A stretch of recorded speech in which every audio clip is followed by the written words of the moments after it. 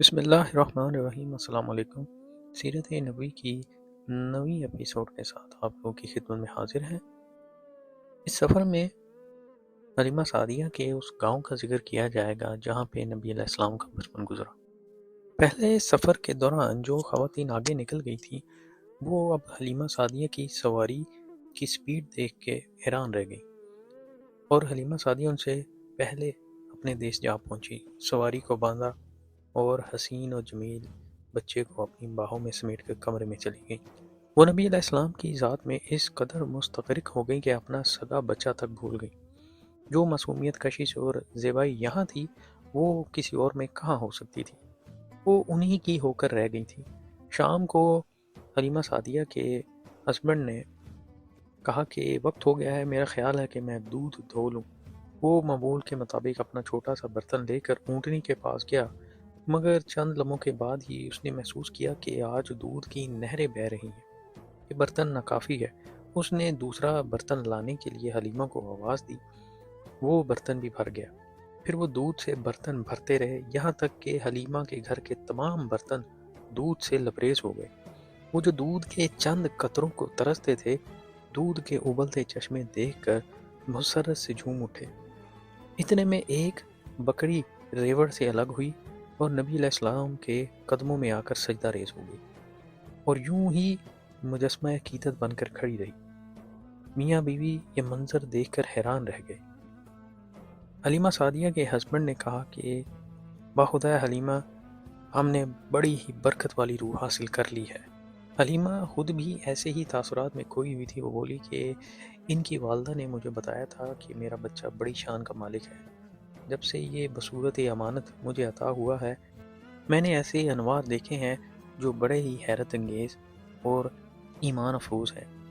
ابتدا میں نے عالم خواب میں اور بوقت ولادت عالم بیداری میں دیکھا کہ میری ذات سے نور خارج ہوا ہے جو پھیلتا چلا گیا، یہاں تک کہ شام اور بصرہ کے محلات مجھے نظر آ گئے، اور میں نے وہاں کے در و دیوار کو دیکھ لیا۔ پھر خاص حالات میں عورتوں کو اپنی ذات میں جو تکلیف دہ تبدیلیاں محسوس ہوتی ہیں، میں ان میں سے کسی ایک سے بھی دوچار نہیں ہوئی، اس لیے پورے یقین کے ساتھ کہہ سکتی ہوں کہ ایسا بچہ کائنات کو اور نہ کسی عورت کو کبھی نصیب ہوا ہے اور نہ ہوگا۔ یہ برکات صرف حلیمہ کے گھر تک ہی محدود نہ رہی، ان کے گھر سے اٹھنے والی خوشبو نے پوری وادی کو کشت زعفران بنا دیا۔ سارا علاقہ دل آویز خوشبو سے مہک اٹھا۔ پھر حسن دلربا نے سب کو اپنا گرویدہ بنا لیا۔ جس نے ایک مرتبہ دیکھا وہ انہی کا ہو کر رہ گیا۔ قدرتی طور پر سب کے دل میں محبت کے ساتھ عقیدت بھی پیدا ہو گئی تھی۔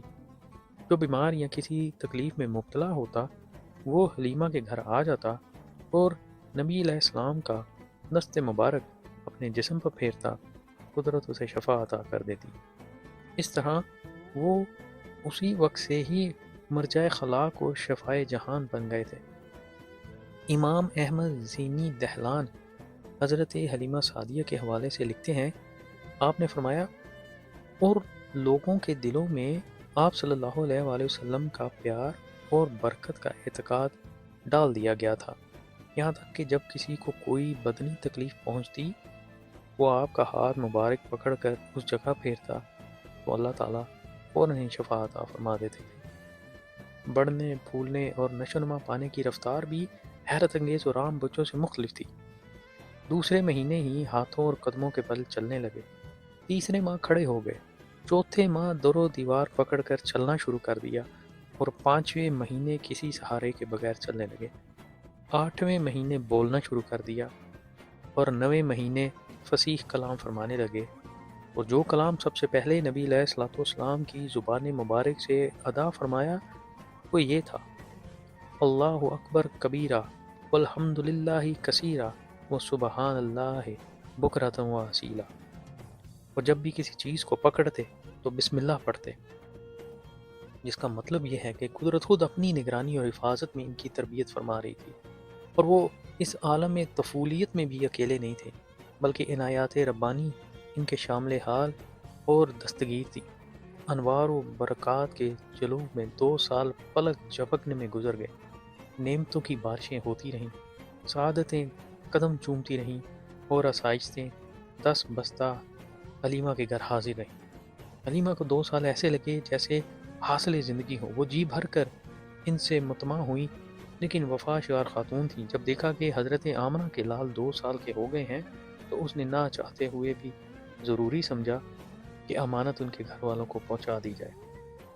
چنانچہ تیاری شروع کی اور آخر ایک روز نبی علیہ السلام کو لے کے حضرت آمنہ کے گھر پہنچ گئی۔ حضرت آمنہ نے جب حسن و صحت کے پیکر اپنے نور نظر اور لخت جگر کو سامنے دیکھا تو باغ باغ ہو گئی۔ ان کی خوشی کی انتہا نہ رہی۔ یہ 2 سال ان کے لیے 2 صدیوں کے برابر تھے، مگر انہوں نے بڑے صبر سے گزارے تھے۔ حلیمہ کے لیے یہ لمحات بڑے صبر آزما تھے۔ وہ اس دولت کو ابھی اپنے آپ سے جدا نہیں کرنا چاہتی تھی۔ لچاچت اور چاہت کے ساتھ بولی، سیدہ آپ کی امانت ہے، میرا حق تو نہیں کہ زبان کھولوں، مگر میں دیکھ رہی ہوں کہ اس وقت مکہ میں وبا پھیلی ہوئی ہے۔ ایسا نہ ہو کہ کوئی تکلیف کی صورت پیدا ہو جائے۔ اگر آپ مناسب سمجھیں تو مزید کچھ عرصہ کے لیے نور نظر کو میرے پاس رہنے کی اجازت دے دیں۔ جب وبا کا زور ختم ہو اور فضا سازگار ہوئی تو میں آپ کی امانت لوٹا جاؤں گی۔ حضرت آمنہ رضی اللہ تعالیٰ کو بھی یہ مشورہ پسند آیا۔ انہوں نے رضامندی ظاہر کر دی۔ حلیمہ کی مراد بر آئی اور وہ دولت کنین کو دوبارہ لے کر شادہ و فرحاں اپنے مسکن کی طرف لوٹ گئی۔